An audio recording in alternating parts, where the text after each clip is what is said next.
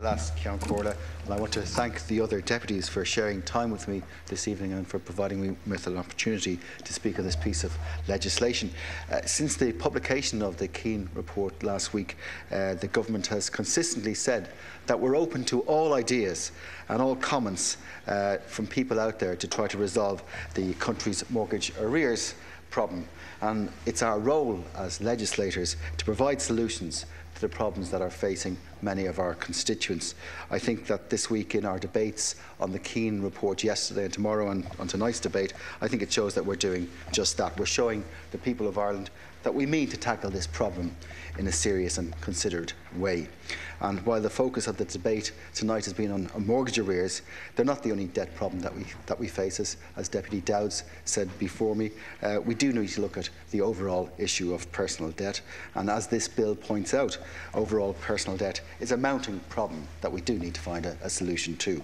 And there's many possible solutions to this debt problem that's out there. I listened this afternoon to the Committee of Finance, and they had presentations from organisations such as FLAC, Threshold, New Beginning and others, and they had many interesting ideas to share. And I know that over the coming months we'll meet with many other groups who have their own proposals about how we deal with personal debt problems, and I'm looking forward to talking to these groups and to listening to their ideas, because it's important that we hear as many proposals as possible so that the government can make an informed and coherent decision on the measures that need to be introduced. So I'd like to thank the Fianna Fáil deputies for their own submission on how we deal with these issues and for tabling this bill tonight. And I support the principle of the bill that we must give people a structure to resolve their debts.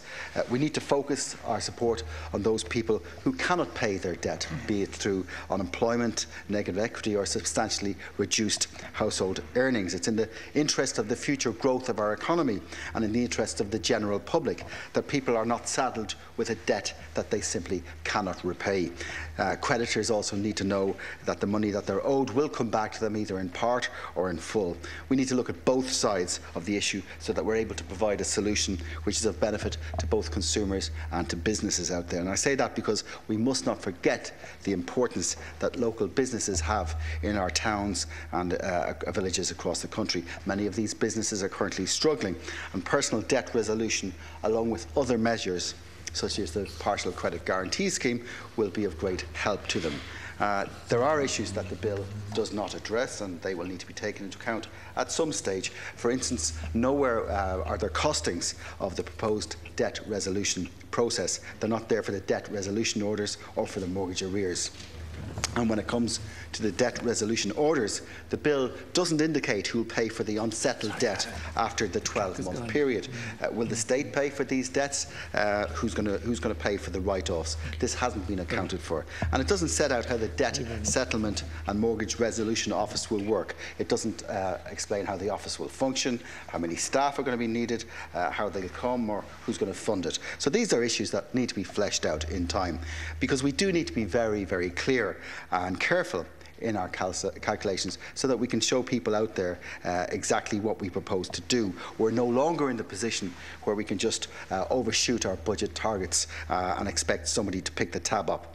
People need to know that we're working on the best solution for their problems in as cost-efficient a manner as possible. And for instance, people worried about their debts will be comforted somewhat by new rules announced by the central bank just a couple of days ago on the amount of times that they can be contacted in any 1 month by a financial institution. That's just one small step, but it's a step in the right direction.